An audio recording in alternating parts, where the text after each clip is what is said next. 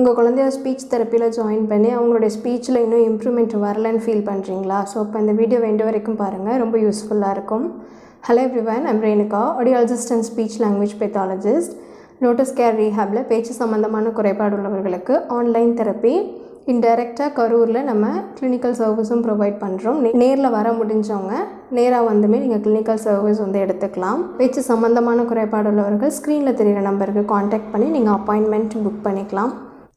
உங்கள் குழந்தைய speech தெரப்பியில் join பண்ணி இன்னும் இம்ப்ரூவ்மெண்ட் வரலன்னு நீங்கள் ஃபீல் பண்ணுறீங்களா? ஸோ நான் சில பாயிண்ட்ஸ் வந்து லிஸ்ட் அவுட் பண்ணுறேன். ஸோ அதில் நீங்கள் வந்து எந்தெந்த பாயிண்ட்ஸ்லாம் நீங்கள் உங்கள் குழந்தைகிட்ட அப்ளை பண்ணுறீங்க அப்படிங்கிறத நீங்களே அனலைஸ் பண்ணி பாருங்கள்.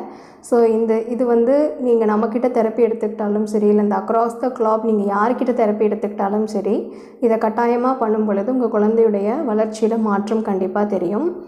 ஸோ ஃபஸ்ட்டு ஒன் வந்து பேரண்ட் தெரப்பிஸ்ட் இன்ட்ராக்ஷன். ஸோ நீங்கள் தெரப்பி ஜாயின் பண்ணியிருக்கீங்க.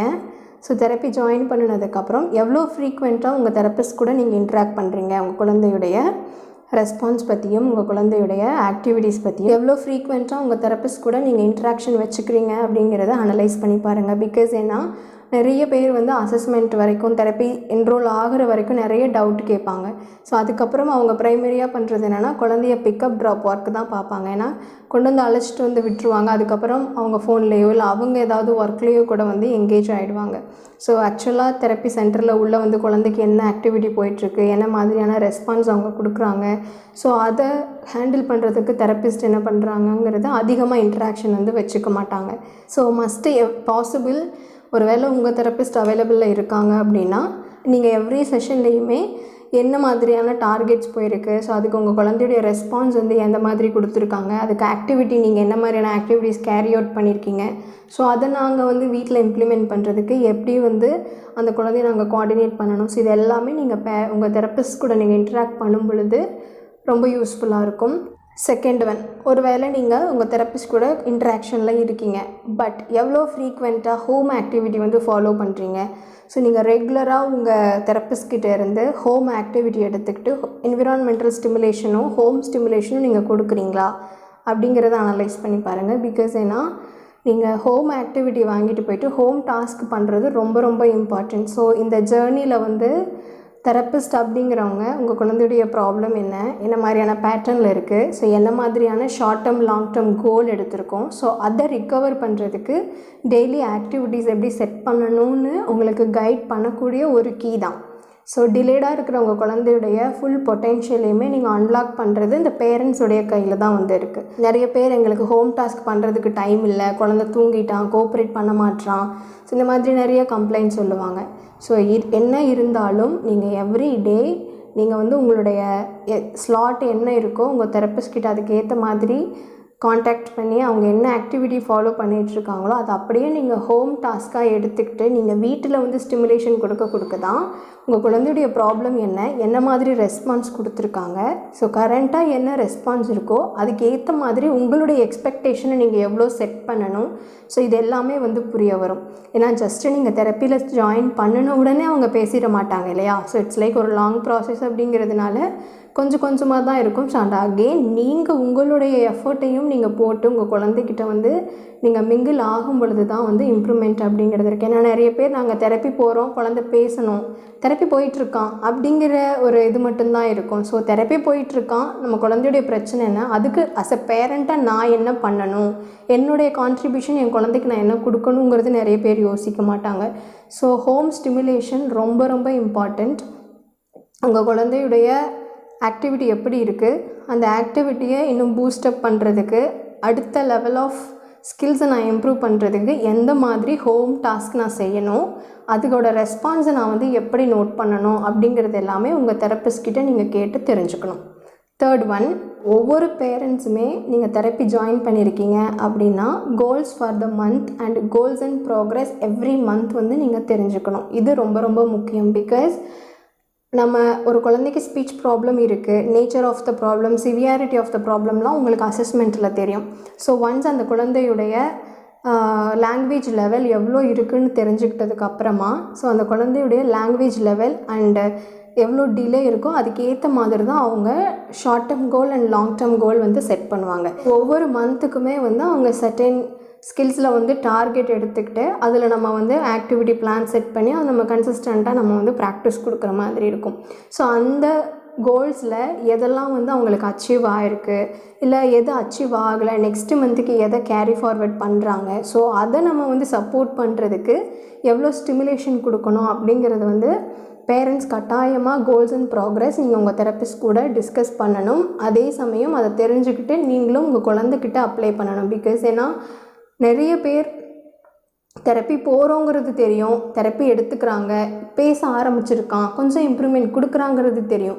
அந்த இம்ப்ரூவ்மெண்ட்லேருந்து இன்னும் கொஞ்சம் ஹையராக நம்ம ஆஸ் அ பேரண்ட்டாகவும் ஒரு என்விரான்மெண்ட்லி ஃபேமிலி மெம்பர்ஸ்கிட்ட இருந்தும் சில அவருடைய அந்த குழந்தையுடைய என்விரான்மெண்ட்டில் இருந்தும் எந்த மாதிரியான எக்ஸ்பெக்டேஷன் வச்சுக்கணும், அதை ஸ்டிமுலேட் பண்ணுறதுக்கு நம்ம ஒரு ரொட்டீன் எப்படி மாடிஃபை பண்ணணுங்கிறது எல்லாமே தெரியணும். அப்படின்னா கண்டிப்பாக கோல்ஸ் அண்ட் ப்ராக்ரஸ் ரொம்ப ரொம்ப முக்கியம். ஸோ அவர் என்ன ப்ராக்ரஸில் இருக்கார் அதை இன்னும் நம்ம பூஸ்ட் பண்ணுறதுக்கு நம்மளுடைய சப்போர்ட் எப்படி ப்ரொவைட் பண்ணணுங்கிறது எல்லாமே ரொம்ப முக்கியம். பிகாஸ் ஏன்னா நிறைய பேர் தெரப்பி போகிறோம், தெரப்பியில் ஜாயின் பண்ணியாச்சு, அவன் பேசிடுவான், நான் 4 மாதமாக தெரப்பி போகிறேன் இன்னும் பேசலை. ஏன்னா ஒரு வேளை உங்கள் தெரப்பிஸ்ட் வந்து காம்ப்ரிஹென்ஷனில் தான் அவங்களுக்கு அந்த குழந்தைக்கு இன்னும் அண்டர்ஸ்டாண்டிங்கே இல்லை, இப்போ ஒரு காமன் ஆப்ஜெக்டோ இல்லை ஒரு கான்செப்ட்லேயே கூட ஒரு காம்ப்ரிஹென்ஷன் லெவலில் தான் ஒர்க் பண்ணிகிட்ருக்காங்க. அப்படிங்கிறப்ப நீங்கள் அதை தெரிஞ்சுக்கிட்டால் தான் உங்கள் குழந்தைகிட்ட அவன் அண்டர்ஸ்டாண்ட் இந்த ஏஜுக்கு இப்போ இந்த டியூரேஷனுக்கு அவன் அண்டர்ஸ்டாண்ட் பண்ணணும் அப்படிங்கிறது எதிர்பார்க்க முடியும். இல்லை ஜென்ரலாக எதுவுமே இப்போ தெரிஞ்சுக்காத பேரண்ட்ஸாக இருக்காங்கன்னா நான் 4 மாதமாக தெரப்பி போகிறேன் அவன் இன்னும் பேசலை அப்படிம்பாங்க. இல்லை இப்போ நான் சொன்னது எல்லாமே உங்கள் ப்ராப்பராக பண்ணிட்டு வர்றீங்க அப்படின்னா உங்களுக்கு தெரியும், ஓகே அவங்க வந்து காம்ப்ரிஹென்ஷனில் ஒர்க் பண்ணுறாங்க, ஸோ அப்போ அவன் புரிஞ்சுக்கிறான், இன்னொரு 4 ஐட்டம் அவன் புரிஞ்சுக்கிறான், இன்னும் 4 ஐட்டம் புரிஞ்சுக்கிறத நான் 8 ஐட்டமாக அதை வந்து இன்க்ரீஸ் பண்ணணும், அந்த டார்கெட் கவுண்ட்ஸ் வந்து நான் இன்க்ரீஸ் பண்ணணுங்கிற அண்டர்ஸ்டாண்டிங் கண்டிப்பாக உங்களுக்கு கிடைக்கும். பிகாஸ் ஏன்னா தெரப்பிங்கிறது ஒரு லாங் டேர்ம் ப்ராசஸ், ஜஸ்ட் ஒரு மேஜிக் மாதிரி நீங்கள் ஜாயின் பண்ண 15 டேஸ்லேயோ 1 or 2 monthsலேயோ வந்துட்டு கம்ப்ளீட்டாக நார்மலாக பேச மாட்டாங்க. டெஃபினெட்லி இம்ப்ரூவ்மெண்ட் இருக்கலாம். ஸோ ஒரு ப்ராப்பரான இம்ப்ரூவ்மெண்ட்டுக்கு நீங்கள் இதெல்லாமே ஸ்டெப் பை ஸ்டெப்பாக ஃபாலோ பண்ணும் பொழுது தான் வந்து அதை நம்ம அச்சீவ் பண்ண முடியும். 4th one consistency. ஸோ நிறைய பேர் வந்து தெரப்பி என்ரோல் ஆவாங்க, ஆனால் அந்த கன்சிஸ்டண்ட்டாக மெயின்டைன் பண்ண மாட்டாங்க. உங்கள் குழந்தையுடைய நேச்சர் அண்ட் சிவியாரிட்டிக்கு ஏற்ற மாதிரி உங்கள் குழந்தைக்கு எவ்வளோ நீடு வந்து இருக்குது, எவ்வளோ ஃப்ரீக்வன்சி ஆஃப் செஷன்ஸ் வந்து உங்கள் குழந்தைக்கு நீடு இருக்குங்கிறத உங்கள் தெரப்பிஸ்ட் வந்து சஜஸ்ட் பண்ணுவாங்க. இப்போ உங்கள் குழந்தைக்கு பேச்சு பிரச்சனை இருக்குது அப்படின்னா உடனே எந்த தெரப்பிஸ்ட்டாக இருந்தாலும் நீங்கள் வாரத்தில் 6 நாள் வரணும், வாரத்தில் 5 நாள் வாங்கன்னு சொல்ல போகிறது கிடையாது. உங்கள் குழந்தையுடைய ப்ராப்ளம்க்கு ஏற்ற மாதிரி தான் நம்பர் ஆஃப் செஷன் வந்து அவங்க சஜஸ்ட் பண்ண போகிறாங்க. ஸோ அவங்க எத்தனை செஷன் சஜஸ்ட் பண்ணுறாங்களோ அதை நீங்கள் வந்து முடிஞ்ச அளவுக்கு, ஏன்னா டெஃபினெட்லி உங்களுக்கு ஒரு கமிட்மெண்ட் இருக்கலாம், இல்லை ஒரு குழந்தைக்கு ஹெல்த் இஷ்யூ இருக்கலாம், ஸோ அதெல்லாம் இடையில வரலாம்.